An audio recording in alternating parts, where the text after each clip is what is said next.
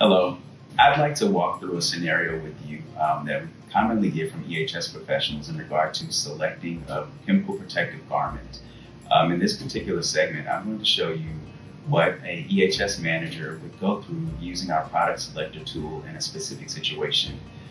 Today, for example, let's say we have a plant operator that works at a production facility that offloads sulfuric acid from train cars.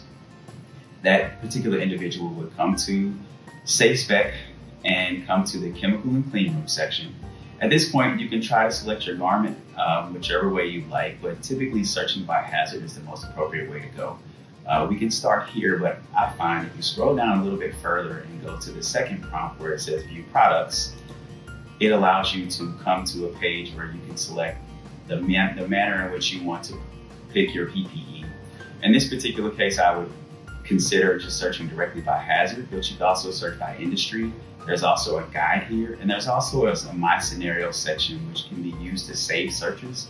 And this can be utilized by EHS professionals who work in processes or operations that change frequently. When those processes change, you can document what the old process was in addition to adding new inputs and selecting new personal protective equipment if required, or even just giving you the opportunity to see what's available. In this particular instance, we're going to search by hazard. When you search by hazard doing SafeSPEC.com, it'll give you the initial warning and just the disclaimer. And in this particular case, we'll agree to what's going on. But when you're searching by hazard, it generally wants to put the hazard, the name of the hazard, or the CAS number. In this particular instance, we're going to use sulfuric acid. And we're going to say sulfuric acid at 98% and 50 degrees Celsius. We can click add to the list. As you see here, it's in our system and it will populate the CAS number for you. Next, we want to go to view the permeation data.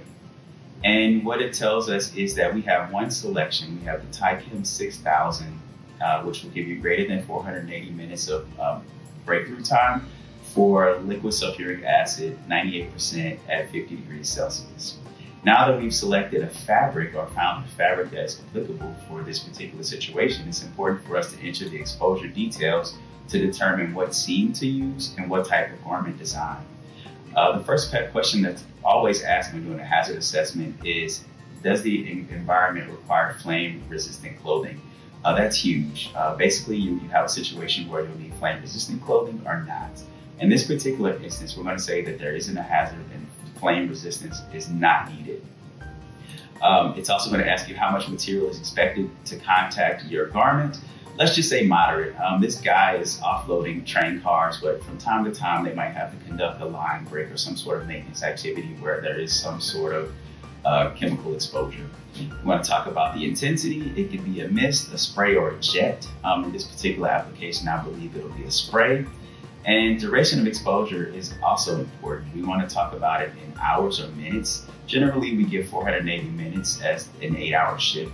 But let's just say this worker is working, and if he's exposed, he knows. So he probably won't be exposed for more than, just say, 2 hours.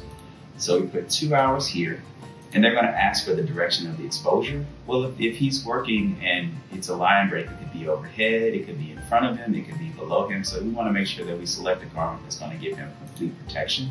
So let's just say it's from all directions. And the next question is, are you working in an environment that requires bloodborne pathogen or biological protection? This question is there just as a further part of our decision tree and trying to determine if you need more protection than what would be initially offered. In this particular instance, we're going to say no because we don't anticipate any bloodborne pathogen. And then we're going to go and view matching products. As we discussed earlier, the fabric that was selected for the sulfuric acid at 98% is a Tychem 6000 garment.